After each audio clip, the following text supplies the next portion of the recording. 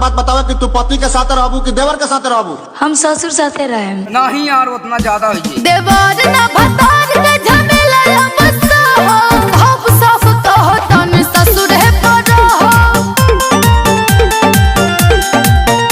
आज साफ साफ कहो तन ससुर है पर हो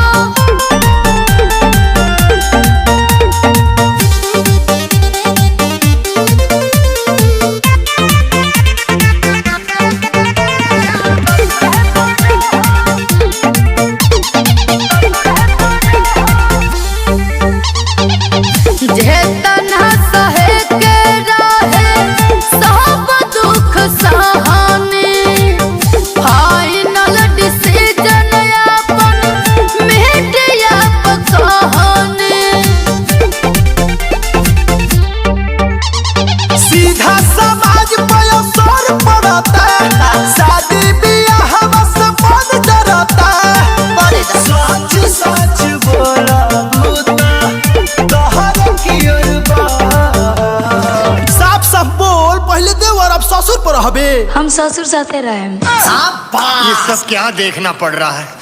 अच्छा है मैं अंधा। देवर ना